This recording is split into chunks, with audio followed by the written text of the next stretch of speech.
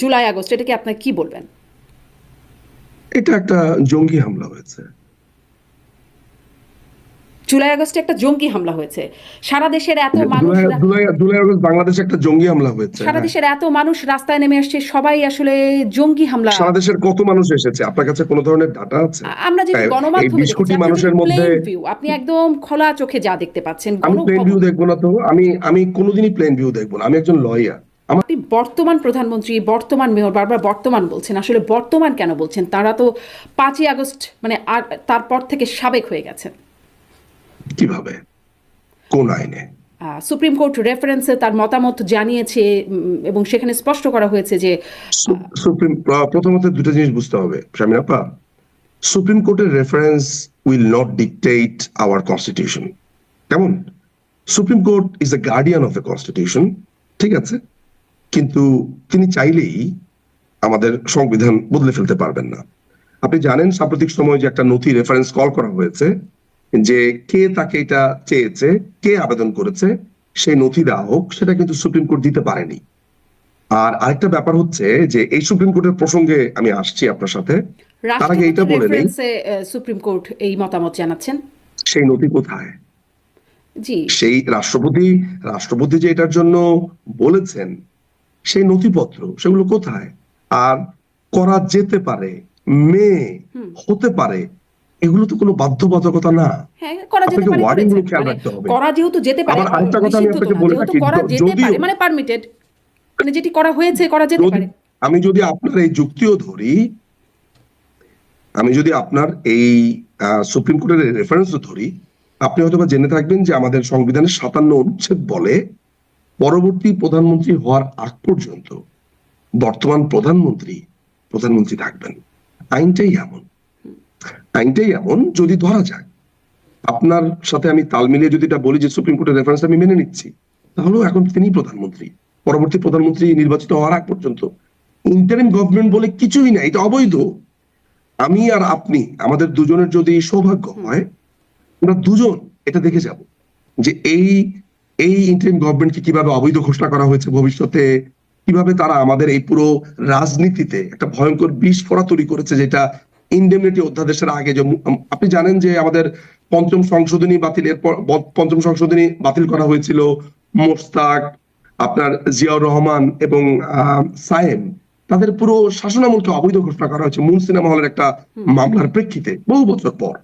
ফলে এটা একটা মানে এখানে তর্কের কোনো জায়গাই নাই যে এটা একটা অবৈধ সরকার। আপনার মানে আইনজীবী হিসেবে হয়তো আইনের মারপ্যাঁচ এই বিষয়ে হয়তো ভবিষ্যতে কখনো কোনোভাবে আইনের মারপ্যাঁচে কি প্রমাণ হবে সেটি আমরা এখনই বলতে পারছি না, কিন্তু যদি ডিফ্যাক্টো আমরা কাউন্ট করি যে ডিফ্যাক্টো হেড তো এখন ডক্টর মোহাম্মদ ইউনূস এবং ডিফ্যাক্টো উপদেষ্টা পরিষদ যা তারা এখন রাষ্ট্র ডিফ্যাক্টো বলতে আমাকে আরেকটু এক্সপ্লেইন যদি করেন, ডিফ্যাক্টো বলতে আপনি কি বোঝাচ্ছেন মানে এখানে? তারাই তো রাষ্ট্র পরিচালনা করছেন নাকি? প্রধানমন্ত্রী, সাবেক যিনি প্রধানমন্ত্রী তিনি তো আপনি ভারতে এই কথাটা আছেন। বলতে পারেন শারমিন হ্যাঁ, হ্যাঁ। আপা, আপনি বলতে পারেন, আমি অ্যাপ্রিশিয়েট করব।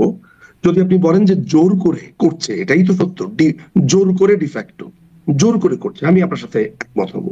কিন্তু এটা মানে দেখেন, আমি আচ্ছা, আওয়ামী যদি লীগ আমিও সমর্থন যদি করি তর্কের করে খাতিরে না বলি, শারমিন যদি আপা, আমি আওয়ামী লীগ সমর্থন করি বা অন্য কেউ বিএনপি সমর্থন করে, কেউ জামাত সমর্থন করে, আসলে এখানে এই জায়গাটা তর্কের না, আইনে। আমি আর আপনি দুজনই যদি আইনের বইটা হাতে নেই, I am quite sure we both are capable enough to understand the simple article of the constitution. There is no provision called interim government. অন্তর্বর্তীকালী সরকার যদি ফিরেও আসে ত্রয়োদশ সংশোধনী আপনার পুনর্বহালের মাধ্যমে, তারপরেও ইন্টারিম গভর্নমেন্ট বলে কিছু নেই। অন্তর্বর্তীকালী সরকারটা আলাদা জিনিস, ইন্টারিম গভর্নমেন্ট আলাদা জিনিস, ওই প্রভিশনটাই নেই। তাহলে এটা একটা দখলদার শক্তি বলতে পারেন আপনি, তাহলে আমি আপনার সাথে একমত। মানে আচ্ছা, দখলদার বিপ্লবের মাধ্যমে তো আসলে উচ্ছেদই করা হয়েছে, জোরই তো করা হয়েছে, একরকম জোর করেই তো মানে তাকে। কোনটা বিপ্লব হয়েছে? এই যে জুলাই আগস্ট এটাকে আপনার কি বলবেন? এটা একটা জঙ্গি হামলা হয়েছে। জুলাই আগস্টে একটা জঙ্গি হামলা হয়েছে। সারা দেশের এত মানুষ জুলাই আগস্ট বাংলাদেশে একটা জঙ্গি হামলা হয়েছে। সারা দেশের এত মানুষ রাস্তায় নেমে আসছে, সবাই আসলে জঙ্গি হামলা। সারা দেশের কত মানুষ এসেছে? আপনার কাছে কোনো ধরনের ডাটা আছে? আমরা যেটা গণমাধ্যমে দেখেছি, 20 কোটি মানুষের মধ্যে আপনি একদম খোলা চোখে যা দেখতে পাচ্ছেন আমি প্লেন ভিউ দেখবো না তো। আমি কোনোদিনই প্লেন ভিউ দেখবো না। আমি একজন লয়ার। আমার কাজই হচ্ছে খুবই ক্রিটিক্যালি দেখা। নিশ্চয়ই আপনি আপনি প্লেন ভিউ দেখতে পারেন, আমি হ্যাঁ দেখবো না। কিন্তু আপনি আমি খুবই ক্রিটিক্যালি দেখি। কিন্তু আপনাকে তো প্লেন ভিউটা দেখতেই হবে, ক্রিটিক্যালি দেখবার জন্য খালি চোখে আগে দেখতে আমি হবে, তারপর আপনি সেটা প্লেন ক্রিটিক্যাল বিশ্লেষণ প্লেন করতে ভিউর পারেন। মধ্যে কোনো গণভবনে প্রশ্ন নেই। প্লেন গণভবনের ভিউ সামনে যেভাবে আমরা সাধারণ মানুষকে আসতে দেখলাম, ঝাঁপিয়ে পড়তে দেখলাম, বা বিপ্লবের সেই মুহূর্তগুলোতে বা অভ্যুত্থান, বিপ্লব, আন্দোলন যাই বলি না কেন, সেই সময় যেভাবে রাস্তায় মানুষকে নামতে দেখলাম, তারা কারা? তারা সবাই কি আসলে জঙ্গি? আমি তো অনেক চোরকে দেখলাম সেখানে, আমি তো কোনো বিপ্লবীকে দেখলাম না। গণভবনের কথাতে গণভবনে আমি ডাকাত এবং চোরকে দেখলাম, আমি তো কোনো বিপ্লবীকে দেখলাম না। কোনো বিপ্লবী কি মুরগি চুরি করে? কোনো বিপ্লবী কি ছাগল চুরি করে? কোনো বিপ্লবী কি জায়নামাজ ঘড়ি চুরি করে? আপনি যদি বলেন যে হ্যাঁ বিপ্লবীরা চোর, আমি আপনার সাথে একমত হবো, বলবো যে ঠিক আছে বিপ্লব হয়েছে। বিপ্লবীরা তো চুরি করে না, বিপ্লবীরা বিপ্লব করে, বিপ্লবীরা সমাজ বদলায়, বিপ্লবীরা সমস্যার সমাধান করে, মানুষকে আশ্বস্ত করে। কিন্তু বিপ্লবীরা তো মুরগি চোর না, বিপ্লবীরা তো হাঁস চোর না, মাছ চোর না, বিপ্লবীরা তো ধ্বংস করে না। গণভবন তো সরকারি সম্পত্তি, গণভবনে ব্যক্তিগত স্টাফ বাদে বাকি সবকিছু তো সরকারি সম্পত্তি। বিপ্লবীরা তো চোর না। তাহলে আপনাদের কিছু চোরের কথা, চোরকে আপনি বিপ্লবী মানে বলছেন? কিছু চোর, হ্যাঁ নিশ্চয়ই নিন্দনীয়, হাঁস মুরগি কিছু ছাগল এগুলো চুরি করে নিয়ে কিছু যাচ্ছে। আপনার যে পালং শাক হ্যাঁ চুরি করেছে, যে সরিষা ক্ষেত থেকে সরিষা চুরি করেছে, যে তেলের বোতল চুরি করেছে, যে একটা স্পন্সর বাথরুমের স্যান্ডেল চুরি করেছে, যে বদনা চুরি করেছে, এই বদনা তোর বিপ্লবী। শ্রীলঙ্কায় কি ও, হয়েছে? আর শ্রীলঙ্কায় আসলে সেটাকে আপনি কি বলবেন? আমি আমি আমি শ্রীলঙ্কা নিয়ে কথা বলতে গেলে নিকারাগুয়া নিয়ে কথা বলবো, আপনি বলবেন আমার সাথে? আপনার সাথে আমি কথা বলবো আয়াতুল্লাহ খোমেনিকে নিয়ে। চলেন, let's talk about Peru, let's talk about Nicaragua, Argentina. আপনি বিপ্লব যদি মেলাতে চান, আজকে আমি বাংলাদেশের সমস্ত বিপ্লব নিয়ে কথা বলবো। আপনার শ্রীলঙ্কাতে আচ্ছা পদ্মা তাহলে চুরি করেছে, হ্যাঁ, বদনা চুরি করেছে। না বদনা চুরি করেনি, কিন্তু আমরা তো তাহলে দেখেছি যে সেখানে কিভাবে মানে তাহলে বিছানায় শুয়ে কিভাবে দখলদারিত্ব তাহলে হচ্ছে, আমরা খাওয়া নিশ্চয়ই দাওয়া হচ্ছে। শ্রীলঙ্কার, সরি, তাহলে তো নিশ্চয়ই আমরা শ্রীলঙ্কার এই আন্দোলনটাকে বদনা চোরদের আন্দোলন বলতে পারি না। সেটা আলাদা জিনিস, প্রেক্ষাপট আলাদা। এটা তো চোর, বদনা চোরদের আন্দোলনটা তো আর হতে পারে না। নিশ্চয়ই এটা হ্যাঁ, এটা একটা দৃষ্টিকটু এবং খুবই নিন্দনীয় একটা বিষয় যে এই জিনিসগুলো কয়েকটি বিষয় ঘটেছে, কিন্তু এইটা তো গুটি কয়েক মানুষ, কিন্তু গণভবনের সামনে যে বিশাল ঢল দেখা যাচ্ছে, মানে নিশ্চয়ই কয়েকজন বদনাচোর আর মুরগি চোরের গণভবনে হামলা করলো আর এই কারণে প্রধানমন্ত্রী পালিয়ে গেলেন এমনটি না। নিশ্চয়ই এই পরিমাণ মানুষ ছিল, এরকম একটা প্রেশার ছিল বলেই তখন এত ক্ষমতাময়ী প্রধানমন্ত্রী তখন তাকে দেশ ছেড়ে এভাবে করে একরকম আপনার সরে যেতে হবে। আপনার শব্দ চয়নে আমি একটু দ্বিমত পোষণ করব। মাননীয় প্রধানমন্ত্রী পালিয়ে যাননি। মাননীয় প্রধানমন্ত্রী এই চোর, ডাকাত এবং জঙ্গিদের আক্রমণে তাকে বাংলাদেশের যারা সুরক্ষা দেয়, আইন শৃঙ্খলা বাহিনী, তারা তাকে এক স্থান থেকে আরেক স্থানে স্থানান্তর করেছেন, উদ্ধার করেছেন। কারণ আপনি কখনো শুনেছেন যে কেউ পালিয়ে যায়, পালিয়ে যাওয়ার সময় বাংলাদেশেরই এয়ারফোর্সের অফিসারদেরকে নিয়ে তিনি পালিয়ে যান? শুনেছেন কখনো? এবং তারা কিন্তু চাকুরিতে আছেন। আপনার ব্রিগেডিয়ার জেনারেল খালিদ কামাল, তারপর আরো যারা আছেন, পিজিআর এর কমান্ডার, তারপরে আরো যারা যারা আপনার বিমান বাহিনীর চিফ যিনি আছেন, তারপর সেনাবাহিনীর চিফ যিনি আছেন, তারা তো সবাই অকিবহাল। তাহলে তারা তাকে নিরাপদে উদ্ধার সেনাবাহিনীর করছেন। চিফ বলেছেন যে তিনি যে দেশ ছেড়ে চলে যাচ্ছেন এই বিষয়টি তার জানা ছিল। এই জায়গাটা আপনাদের একটু ক্লিয়ার হয়ে নিব। প্রথমে এটা আমি ক্লিয়ার হবো, এই যে আপনি বলেছেন পালিয়ে গেছেন, তাহলে আপনাদের সংজ্ঞাগুলো তো বড় অদ্ভুত। বিপ্লবী সংজ্ঞা চোর, যারা চুরি করেছে তাদেরকে বিপ্লবী বলছেন। বাংলাদেশের ইকুইপমেন্ট ব্যবহার করে, বাংলাদেশের আকাশসীমা ব্যবহার করে, বাংলাদেশের এয়ারক্রাফট ব্যবহার করে, বাংলাদেশের আর্মি নেভি, তাদেরকে ব্যবহার করে প্রধানমন্ত্রী পালিয়ে গেলেন। প্রধানমন্ত্রী এই মুহূর্তে আছে নিরাপদ স্থানে, তিনি এখনো বাংলাদেশের প্রধানমন্ত্রী। এই জঙ্গি হামলা কেটে গেলে, অচিরেই কেটে যাবে, তিনি বাংলাদেশে ফিরবেন। আর আপনি যে মানুষের কথা বলছেন এটা আপনি খালি চোখে দেখতে পাচ্ছেন। আমি তো দেখতে পাই যে বাংলাদেশের উত্তরাঞ্চলে, দক্ষিণাঞ্চলে লক্ষ লক্ষ লোক সেদিন রেডি ছিল। কেন আপনি গোপালগঞ্জে লক্ষ লক্ষ লোককে দেখেন নাই? ফরিদপুর, শরীয়তপুর, মাদারীপুর। মাননীয় প্রধানমন্ত্রী দেশরত্ন শেখ হাসিনার একটা নির্দেশের অপেক্ষা করছিলেন, কিন্তু রক্তের উপর দাঁড়িয়ে মাননীয় প্রধানমন্ত্রী তো রাজনীতি করবেন না। বাংলাদেশকে, বাংলাদেশে যদি প্রধানমন্ত্রী চাইতেন, যদি চাইতেন যদি চাইতেন, আপনার কি মনে হয় উনি যদি একটা ডাক শুধু দিতেন, যার যা কিছু আছে ঝাঁপিয়ে পড়ো, আপনার কি মনে হয় 10, 15, 20, 30, 40, 1 লক্ষ লোক নিহত হতো না? মাননীয় প্রধানমন্ত্রী তো সেই রক্তের উপর দাঁড়িয়ে ওই মুহূর্তে দেশ শাসন করবেন না, প্রধানমন্ত্রী তিনি অপেক্ষা করবেন, সমাধানের চেষ্টা করা হচ্ছে, দেখা যাক কি হয়।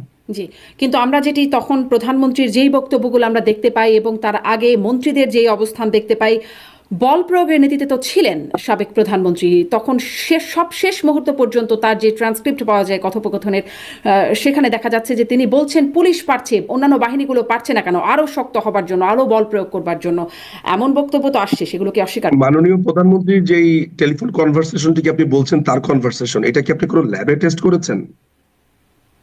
আপনি অস্বীকার করছেন এটা?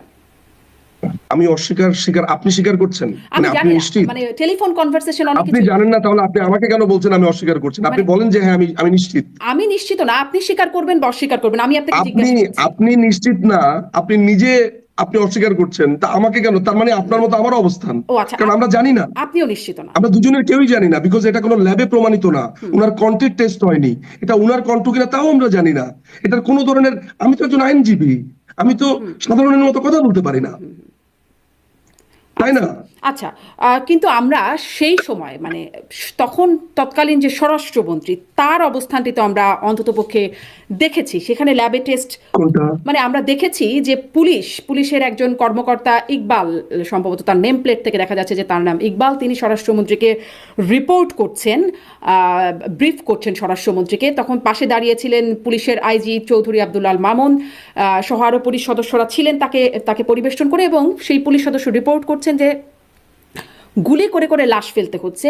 সমস্যা হচ্ছে একটাকে মারলে একটাই মরে, একটাই যায়, বাকিটি থাকে, এটা হচ্ছে সমস্যা এবং এটা হচ্ছে আতঙ্কের বিষয়। এই বিষয়টা রিপোর্ট করছেন এবং স্বরাষ্ট্রমন্ত্রী তখন এভাবে মোবাইলটা দেখছেন এবং ভিডিওগুলো দেখছেন। মানে এখান থেকে আসলে এটা তো প্রমাণিত আমি হয়ে যাচ্ছে। আমি আমি আমি এই ব্যাপারটা সম্পর্কে সম্যক অবগত আছি। আপনি সম্ভবত এই ব্যাপারটাতে আমি এখন বুঝতে পারছি আপনি আপডেটেড না, হয়তো এটার ব্যাপারে আমি বলছি। যাত্রাবাড়িতে দুজন পুলিশ অফিসারকে আপনার মেরে ঝুলিয়ে দেওয়া হয়েছে। ওই লাশের সামনে কাউকে আসতে দেওয়া হচ্ছিল না, যেই চোর ডাকাত যারা আছে, জঙ্গি যারা আছে তাদের, এবং যে 700-800 জঙ্গিকে ছেড়ে দেওয়া হয়েছে, মানে এরকম অনেকেই আমরা ধারণা করি আসতে দিচ্ছিল না।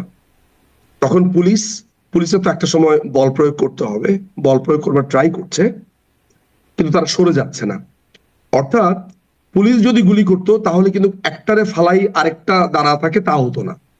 এই যে মারার কথা বলছে, সেটা লাঠি দিয়ে মারার কথা হতে পারে, ছররা গুলির কথা হতে পারে, কিন্তু 7.62 বাটে যেটা দিলে মানুষ মারা যায়, সেইটার কথা যে বলছে সেটা নিশ্চিত না, এক নাম্বার। কিন্তু একটাকে গুলি করি একটাই মরে, একটাই যায়, মানে মরে তো কিন্তু এমন গুলি তো কিন্তু করছেন আপনাকে যাতে মাথায় মরছে। রাখতে হবে, আপনার একজন কলিগকে যদি মেরে উল্টো ঝুলিয়ে রাখে, আমি যদি কমান্ডো হই ওই ভবনের, আমি কি করব? চেয়ে চেয়ে আমি মজা দেখবো? আমি তো ওদেরকে মারার জন্যই যাবো, কারণ আমাকে রাখাই উচিত। আপনার সুরক্ষার জন্য মাননীয় প্রধানমন্ত্রী, এই আইন শৃঙ্খলা বাহিনীর কাজ কি? মানুষের সুরক্ষার জন্য দুজন পুলিশ অফিসারকে মেরে উল্টো ঝুলিয়ে রাখা হয়েছে। কি আশ্চর্য! ওটা নিয়ে আমরা কেউ কথা বলছি না। আমরা কথা বলছি মোবাইলে কি দেখা গেছে।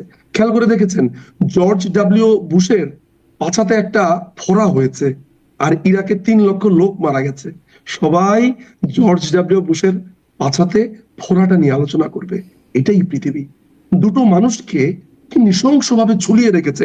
শারমিন আপা, আমি আর না, আপনার কিন্তু এই দুজনের নৃশংসভাবে জীবদ্দশাতে ঝুলিয়ে রাখলো এই কেন? দৃশ্য বাংলাদেশে দেখেছি। খুবই জঘন্য ঘটনা, মানে এটি চিন্তা করলেও মানে গা শিউরে ওঠে। দুজন আমার পুলিশকে ধারণা মেরে, আপনিও যেমন ট্রমাটাইজ, আমিও হ্যাঁ, দুজন ট্রমাটাইজ। পুলিশকে মেরে ঝুলিয়ে রাখা খুবই একটা তো পুলিশ এই সময় কি করবে আপা? কিন্তু পুলিশকে এই অবস্থার মধ্যে পড়তে হলো কোন প্রেক্ষাপটে? মানে কখন থেকে আসলে এই অবস্থা শুরু হলো? কেন মানুষ এভাবে রাস্তায় নেমে আসলো? এত মানুষ রাস্তায় নেমে আসলো যে নিয়ন্ত্রণের বাইরে চলে গেল। মানে সেই প্রশ্নগুলো যদি একের পর এক জিজ্ঞাসা করতে থাকি, তাহলে এটা শুরুটা কোথায়? কেন এরকম অবস্থা শুরু হলো? এটার শুরুটা তো অনেক গভীরে। আপনি নিশ্চয়ই এখন, আমি আসলে আলোচনার মধ্যে শুরুতেই বলার কথা ছিল, আপনি নিশ্চয়ই জানেন যে দুটো ইন্টারভিউতে তো আমরা, আমি ক্ষমা চেয়ে নিচ্ছি আমার এই কাশির জন্য, দর্শকদের কাছে, আপনার কাছেও। আমার শরীরটা একটু খারাপ গত কয়েকদিন ধরে। আচ্ছা, হাসিবুল ইসলাম নামে একটা ছেলে সমন্বয়কদের পরিষ্কারভাবে বলেছে, আমরা যদি মেট্রো রেল না পুড়িয়ে দিতাম, পুলিশদেরকে হত্যা না করতাম, তাহলে এটা সফল হতো না। আপনার মাসুদ নামে, আব্দুল্লাহ মাসুদ কি ছেলেটার নাম, বা যাই হোক মাসুদ, এই মাসুদ আপনার নাগরিক টিভিতে আমরা দেখতে পেয়েছি, সে বলেছে যে আমাদের এই পরিকল্পনা বহুদিন ধরে, আমরা এই ধরনের একটা ঘটনা ঘটাবো।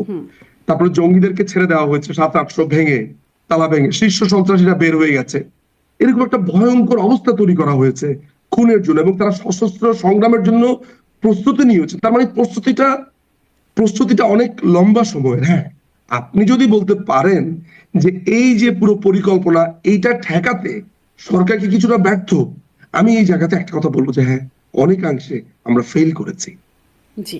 অনেকাংশে করেছি। কিন্তু কিন্তু এই ধরনের আক্রমণ যে করা হবে, অর্থাৎ আপনার সাথে যেমন পাকিস্তানি আর্মি আমাদের সাথে আলোচনা করবে এই ধরনের একটা কথা